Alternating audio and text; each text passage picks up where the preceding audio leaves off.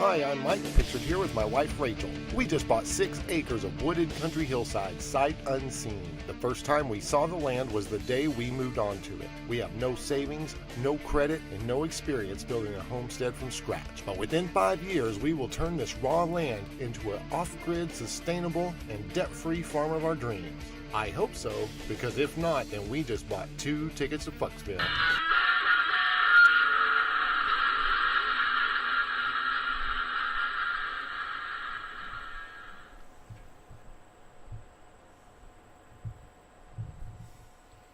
So why did I do this? Wow, that's a really big question to start out with, and it has kind of a complicated answer. But it all started with Duncan Trussell. Duncan Trussell is an American actor and comedian, best known for his podcast, The Duncan Trussell Family Hour, and his appearances on The Joe Rogan Experience. It was actually on JRE, episode 1137 to be exact, that Duncan unknowingly set me on this path to Fucksville. It wasn't even that good of an episode. You know, I honestly don't remember anything about it except for when Mr. Trussell mentioned an old Eastern proverb. Tend the parts of the garden you can touch, he said. You know, I'm not normally one to be hit by these words of ancient wisdom, but this one really stuck with me, and I thought about it a lot, you know, for several days. What struck me about that tend the parts of the garden you can touch is that apart from my wife, gosh, I couldn't think of a single thing in my proverbial garden that I could even touch. You know, my kids are all out of the house and 1,000 miles or more away. I've owned homes and had good jobs before, but I find myself at 45 years old working a job I despise and a home I'll never own.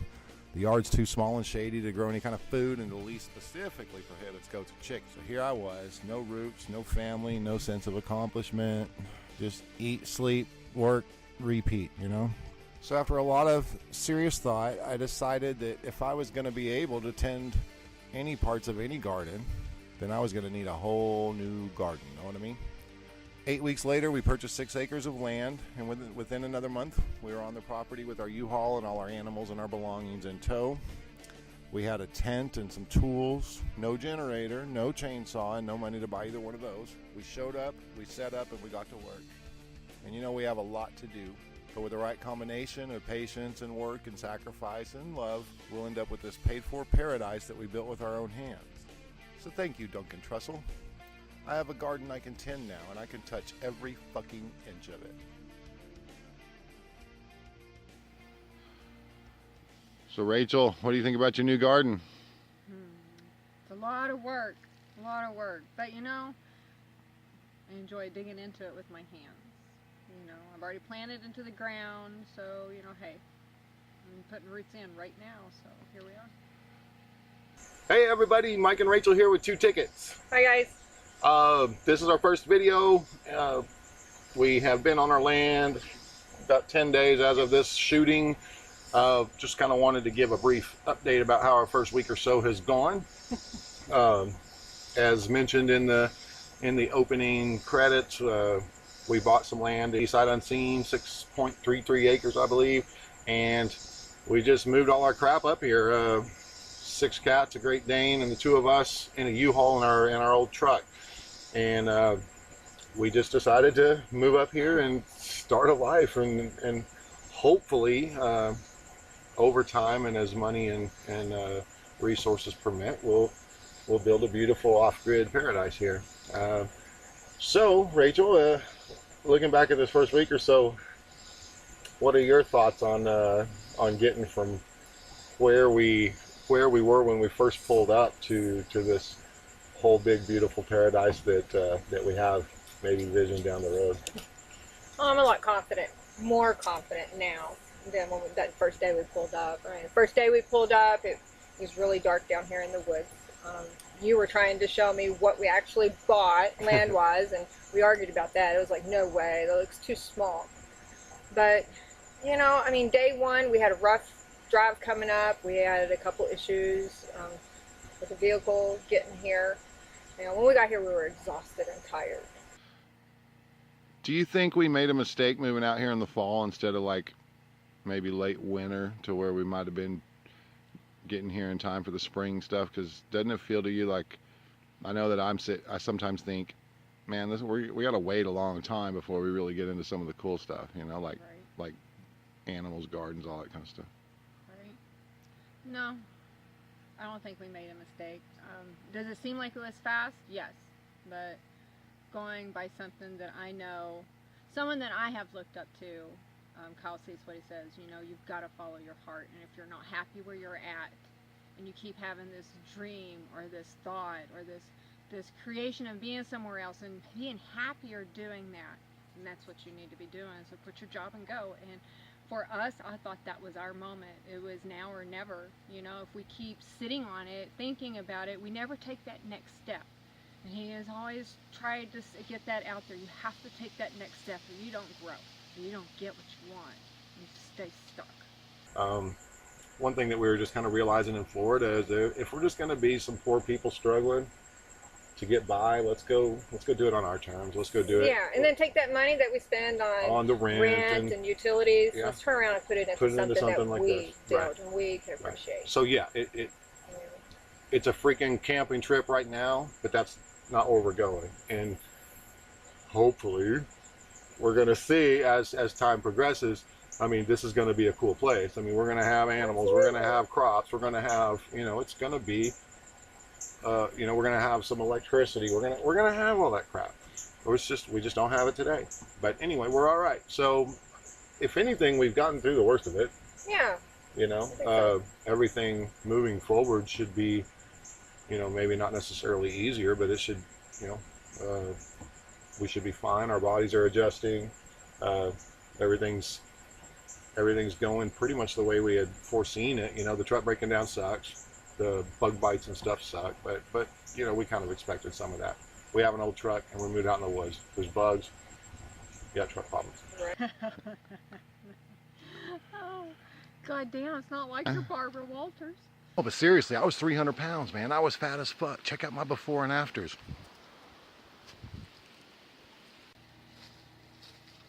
Hey, look, firewood.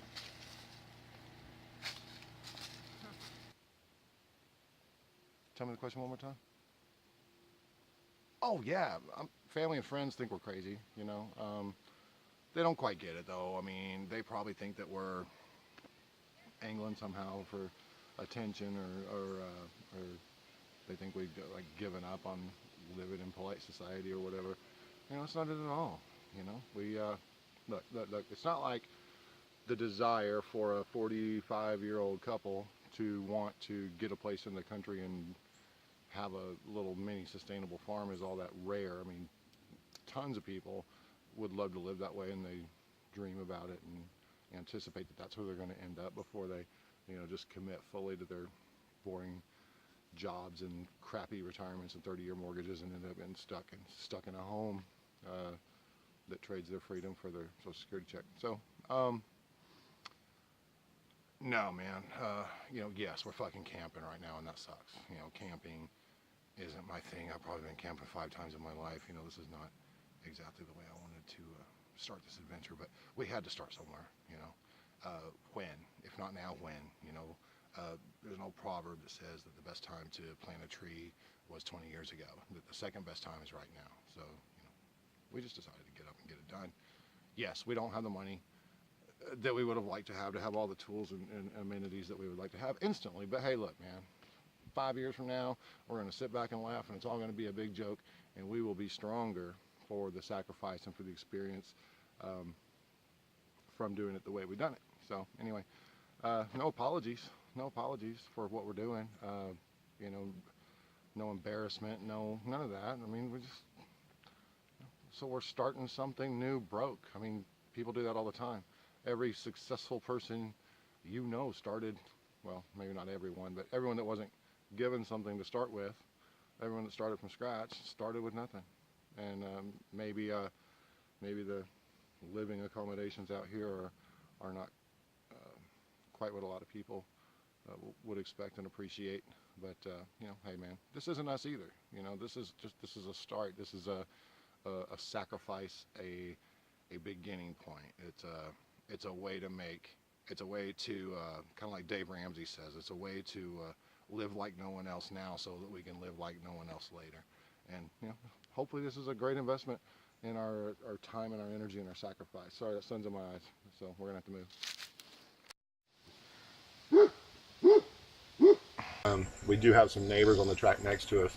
And, So far, so they're far, yeah. they're the only ones that it's just us and them out here on this road. Yeah. You know, but it's nice to know too that, you know, even though we went down the wrong road, there's other people out here doing the exact same thing we are. So we're not alone. Right. You know, and we've been able to get to know our neighbors, and we've been able to help put some of our resources together to help each other out. And I believe the universe put us here for that reason. Yeah. We found the right land, and we're right next to the right people, and that we can help each other out. So what's going through your mind right now? I'm jealous over Munchie's generator. What? I'm jealous over Munchie's generator. Oh, Munchie's our next door neighbor. He's they crank up the. Oh, matter of fact, he's coming over. Uh-oh. Hey, Munchie. Hey, hey, here he comes. Good morning, everybody. Hey, I'm excited. It is day 6, and I wanted to go through and show you all the hard work we have done over the past couple of days. You saw the first campsite set up. It was kind of rough and raw, but you know, with all the work that we've done the past couple of days, let me show you what we've done. Here we are, coming into our entryway. Of course, got to be careful with our step. All right, we've got an accent wall right here to kind of help separate things out so we know where we're walking from. We have our plants. You know me, I love my plants. Now we've got the campfire over here so that we can also see it from not only the tent, but also from where we are sitting here. That way we don't burn nothing down. Now, coming up here, since we did, you see, we've moved the toilet. We now have a working shower. And we've moved the toilet over here. And we still have a nice little wall. Everything's covered. There's our blue bucket. That's where we get our water from so we can have our shower. Another accent wall that we're putting up there so nobody from the road can see any of us doing our business. Coming around, of course, we have the tent here. Zoe sleeps here. After last night, I'm impressed. There was probably an armadillo about 50 feet away, but she heard him moving around. So she's our first line of defense. I figured any big critter wants to get us, she'll let us know and we can do something better. There's Michael's ladder. That's what he uses to get up there to get the water into the shower. I think this is my favorite part. And I have a little red frog in there who's already starting to eyeball my plants, wanting to come chill with us. And as we walk through, of course, you see, we still kept the screen house where it is. Everything's nice, neat, and organized. And we should be easy finding. All right, see, we're going to survive, guys. We're doing good. You know, I got one more question for you. What's up with your Scrabble game out here? You've been kicking my ass like a lot. Well, Michael, perfectly good answer for you on that. What's that? Since I'm no longer affected by all the electricity running through the sky at night, I swear to God, my brain has kick-started and firing, and I can remember stuff. And so, yeah, I've gotten smarter out here. I mean, I like that. It's peaceful and relaxing, and it's with my hands. So it's my way. So, and then we got our first major rain. Yeah, did that night. And what did we find out? Well, we weren't quite prepared for the rain, but you know, hey, you never don't know what to fix if you don't know where it's broken at yet. So we did have to rearrange the entire campsite. Yeah, everything got wet. The tent was not waterproof. Yeah. You know, we got soaked. You know, the animals were all miserable. Yeah. I think a brown recluse spider bit me. And the reason I think that is because we found a dead one in our tent, and the hole in my leg looks just like a brown recluse spike. Hello folks, Mike here with 2 tickets with a public service announcement. In 2017, America lost one of its favorite lawn decor items in the tiki torch. Remember those stupid skinheads in Charlottesville that were too lazy to make real torches, so they just took their little $5 tiki torches and went marching through the streets, you know, spewing their hate and filth and ignorance.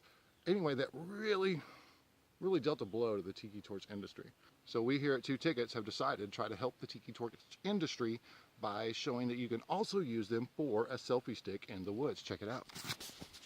Aww. So it's okay to bring those things out of the garage. Just use them for something other than, you know, hating brown people, okay? Thanks. We are not going to have an opportunity to build a winter quarters, so we're going to buy a prefab kind of cabin style building. and get it in here, get it insulated, and just kind of get through this winter up here in this area. I guess that's the next step, is clearing the path for that. And yeah, we got a nice spot set up for it. I mean, our campsite actually looks really nice. We've cleared out a lot of trees in this area, so we can move around. Yeah.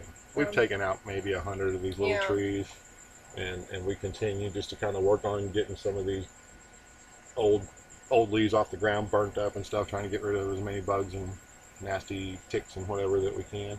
So we just continue to work on it and continue to make the space that we're living in a little bit bigger, a little bit better. So that's it. That's it from 2 Tickets this week. We'll talk to you next week. Bye, guys.